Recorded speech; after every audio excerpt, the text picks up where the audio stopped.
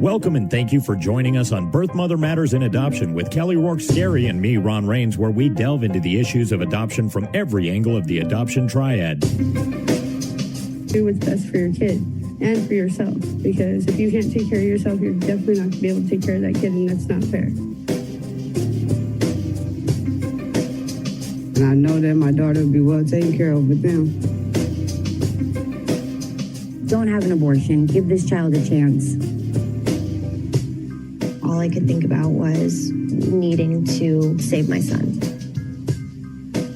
My name is Kelly Rourke-Scary. I am the Executive Director, President, and co-founder of Building Arizona Families Adoption Agency, the Donna K. Evans Foundation, and creator of the You Before Me campaign. I have a bachelor's degree in family studies and human development and a master's degree in education with an emphasis in school counseling. I was adopted at the age of 3 days, born to a teen birth mother, raised in a closed adoption, and reunited with my birth mother in 2007. I have worked in the adoption field for over 15 years. And I'm Ron Rains. I've worked in radio since 1999. I was the co-host of 2 successful morning shows in Prescott, Arizona. Now I work for my wife, who's an adoption attorney, and I'm able to combine these 2 great passions and share them on this podcast.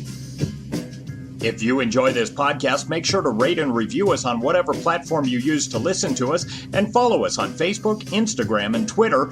Look for AZ Adopt Podcast. Today we're going to be talking with somebody who has worked at the Department of Child Safety, formerly known as Child Protective Services. She now works with us here at Building Arizona Families Adoption Agency, and we want to talk to her about what the differences are that she has seen for a birth mother who is got her own DCS involvement and is choosing between the route of going through with her adoption plan, or whether she is going to choose to work with DCS in an attempt to reunify with her child and regain custody. So I'm excited about today's interview. I think we're going to all learn a lot, and let's see what she has to say. I'm so excited that you have agreed to talk with us today on the podcast. I think so many of us in the adoption world and those that are considering joining the adoption world can learn a lot from you. So you worked with the Department of Child Safety, formerly known as Child Protective Services, and now you have come into the private adoption sector and work with Building Arizona Families. And I'm really interested to know what your take is on 2 aspects of this. One, what do you think the benefits are for a birth mother who has an adoption plan and with a private adoption agency, and then has DCS involvement and has to make a choice between DCS involvement and continuing with her private adoption plan?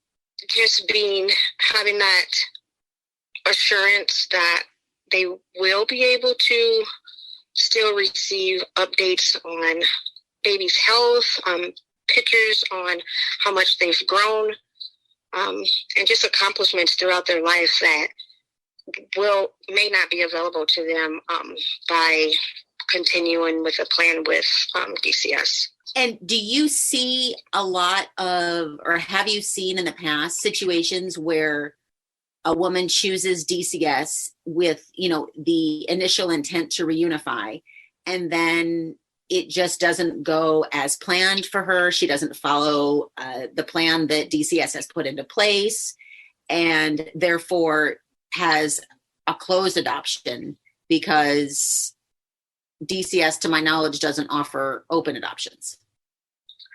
They don't. And I've seen in many cases where moms will start a plan with DCS and be told that they need to participate in various services in order to reunify with their children. And they do participate in their services, and then it's another service that they need to participate in. And eventually it comes down to the child has been in care for too long, and we can't continue to offer the services, so then rights are terminated. And what happens when rights are terminated? When the rights are terminated, you lose any sense of being that child's parent, essentially. So you don't get to see them or talk to them if they're placed outside of your family. You don't get to engage in any of their treatments or any of their activities that they're doing. Essentially, it's like erased, which is hard for a lot of moms. So in your experience, have you seen moms start to work the plan and find that the plans are too challenging, too difficult, more than they're able to be successful in and not proceed? Yes, I have. A lot of times the plans are not clearly stated. So it's like the mom thinks that they need to do one thing and they do that, but then it's like, okay, we don't need you to do that. We need you to do this. And so that's discouraging for people because they think they're on the right path and they think that they are doing everything right. And they find out that they're not. And then they come to the point where they're like, why am I even going to try anymore? That's understandable. I get that. Are a lot of the children that DCS has to take custody of, do a lot of those children wind up with family members, or do a lot of them go into the system, meaning foster care or a crisis nursery or a group home? What in your experience do you see? A large percentage of them go with individuals who are not part of their family because they have such extensive backgrounds on family members, and sometimes families can't pass that. So they have no other choice than to place them into a non-family home in many of the cases that I've seen. Okay. And again, I totally understand this is your experience and what you've seen. So I totally understand that. Now, with regards to women that are choosing adoption for their child, you have, started recently with our agency, Building Arizona Families, and the options that are given to the mothers when they place their children to stay involved in their children's life do look very different than if they were to choose to follow the plan presented by the Department of Child Safety. Is that correct? That is correct. What do you think, and this is just speculation on your part, what do you think the draw may be to a mom who has a solid adoption plan, every intent to place this baby for adoption, and in the hospital, a DCS worker comes in and says, we're taking custody of the baby if you do not follow through on your adoption plan.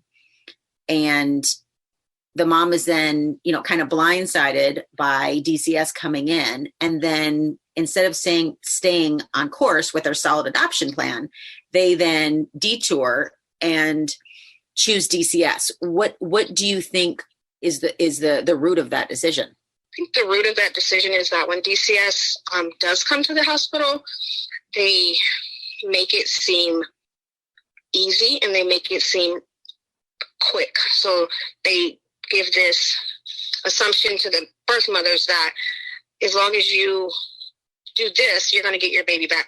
And a lot of moms think, okay, I'm going to get my baby back in 30 or 60 days when that's not what happens. Okay. What is, and again, this is just, ballparking, but what are some situations that you've seen in terms of how long it can take for a baby to be returned to a mom who is working a reunification plan? Genuinely, I've seen it last for about 18 to 24 months. Wow. And during that time, the mom has to complete things is it true, like drug testing potentially, if that was one of the issues? Yes. Parenting classes is another one, I believe. It is. She has to attend all of the visitation that is set up. Yes. And are there any other things that are kind of typical in a parenting plan? I mean, I know every plan is developed according to the issues as to why the child was removed, but what are some other kind of common ones that you've seen in plans? A lot of plans include a psychological evaluation so that mental health can be addressed, stable housing, and the means to support the child.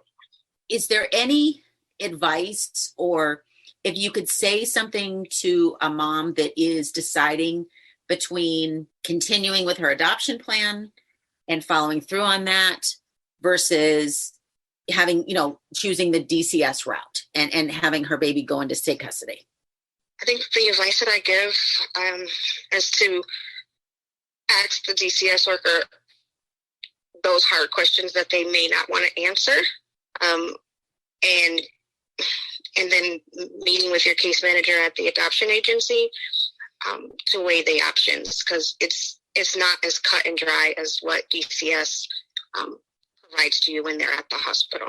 So what are can you tell us what some of those hard questions may be, just so that anyone listening may be able to, get some more assistance with the choice that they're making? What makes a stable house? Because a lot of times that definition is not provided, and what's stable to DCS may not be stable to the mom, and vice versa. What the mom believes is stable and adequate is not stable to DCS. So like asking them, what exactly are you looking for as far as stable housing? How long do I need to be free from substances? Because addiction is a very hard process. So what exactly do I need to do as far as that addiction? What support systems can you provide to me that the adoption agency can't? Different questions like that. Also, in regards to like mental illness or mental health, when they say that you need to follow all mental health recommendations, well, what if they don't agree with them, or what if they're not working? What do I do next? Because everything isn't laid out and it's not cut and dry. That's really good to know. And I think that there may be some definite misunderstanding. I can see how the definition of a stable housing environment could be very different. I mean, it could vary. There could be degrees. One thing that I'm learning from you is that, like you said, it's not really cut and dry. There's not, if you check every box in this plan that I'm giving you today, that doesn't necessarily mean that the child is going to be returned to you in X amount of days. And that makes a lot of sense on both sides, because I can see maybe from DCS's point of view, and I'm speculating on this, that, as things change in the birth mother's life, that the plan would have to accommodate those changes. So that would make sense that there would be additional things that she would have to do or provide in order for her to have her child returned to her. So it sounds like it potentially could be a very steep uphill battle. I would agree. Yes. Okay. And so I would say that the advantage in working your adoption plan, because that's what my specialty is helping women with their adoption plan, is that what you're getting into. Everything is laid out. It is defined. There isn't stipulations in terms of, okay, you're going to get letters and pictures for the next 18 years. You don't have to have stable housing or a job, or you don't have to go and do certain things in order for that to continue. It is part of the agreement that is initially made.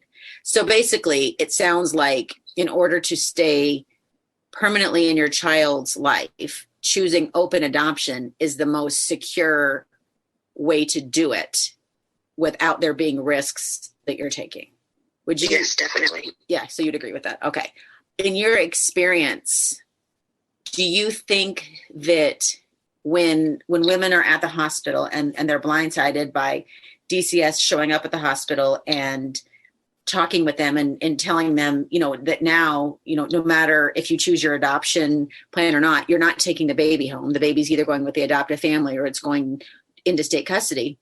Do you think that loss of control over them being able to make a decision about whether they're going to parent or place a baby for adoption kind of rattles them a little bit and makes them feel like they need to gain back some type of power and control because it's all just been ripped away at that point? Yes, and they're trying to hold on to something.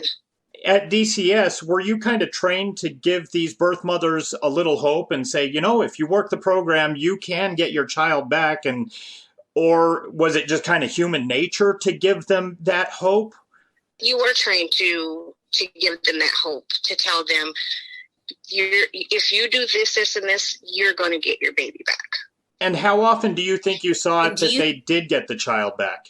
At my time with DCS, I have only honestly seen 2 families be reunified with their children. Wow. That must be disheartening. It is, yes. Especially because when you are working with the families, you want them to be successful. You want them to achieve what their goal is. And that's why I think adoption is such an amazing option for them, because it provides that guarantee that working with DCS cannot. Yes. Is there anything else that you want to add or say in terms of what you can share that would be beneficial to somebody who's making that hard decision? I think the main thing that I would share with them is to talk with their adoption case manager and build that relationship with the adoptive parents before, so that you know when DCS comes that you're making the right decisions. I think that's really good advice. Thank you so much for joining us. And I'm sure you have a busy day, so we won't keep you anymore, but I really appreciate your advice and your knowledge and your experience. And hopefully this will help a lot of women that are in this position. So thank you again for joining us. Thank you for having me.